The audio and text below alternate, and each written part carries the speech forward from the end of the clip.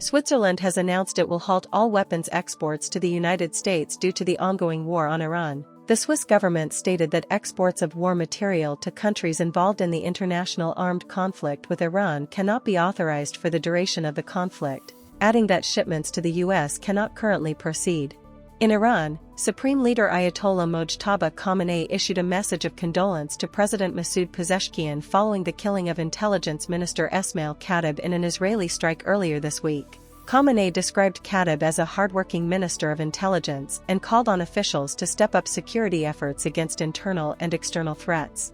Meanwhile, Iranian Foreign Minister Abbas Araghchi told British counterpart Yvette Cooper that any US use of British bases would be regarded as participation in aggression against Iran. He emphasized that such actions would be recorded in the history of bilateral relations. The Iranian Revolutionary Guards confirmed that their spokesman, Ali Mohammed Naini, was assassinated in US-Israeli strikes at dawn.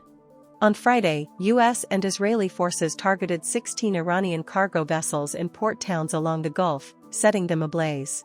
Local officials in Bandar Lenja and Bandar Khan reported that the ships were completely destroyed. Over a dozen Israeli drones have also been shot down over Iran during the ongoing conflict, with Israeli military officials claiming losses of up to 20 drones. Iran's parliament speaker Mohammad Bagher Ghalibaf described the F-35 US jet being hit as a moment of collapse of an order, calling the jet a symbol of US military invincibility struck for the first time. Israel has continued its bombing campaign, launching strikes in Iran's Nur region along the Caspian Sea, claiming the targets belong to the Iranian terror regime. The strikes follow attacks on several Iranian naval vessels in the Caspian. In Israel, an oil refinery in Haifa hit by an Iranian missile strike sustained damage to essential infrastructure. The refinery confirmed that most production facilities remained operational, with the rest expected to restart in the coming days. There were no reported casualties.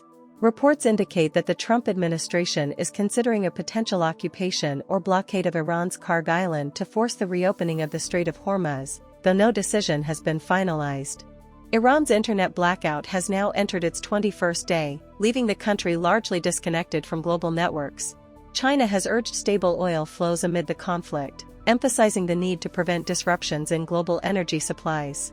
In diplomatic developments, Israeli ambassador to Russia Oded Joseph was summoned over an Israeli airstrike on RT crew members in Lebanon.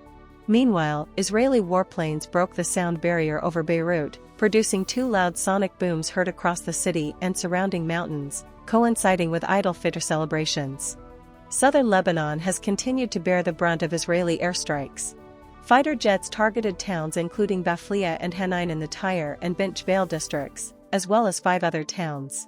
Lebanon's Ministry of Health reports that the death toll in the country has now surpassed 1,000 since March 2, including 79 women, 118 children, and 40 healthcare workers, with over 2,584 people wounded. Amid these tensions, Gulf countries including Qatar, Kuwait, and the United Arab Emirates have restricted Eid al-Fitr prayers to indoor mosque facilities, suspending traditional outdoor gatherings. Authorities cited security concerns due to the ongoing Israeli-US war on Iran and the heightened risk of attacks in the region.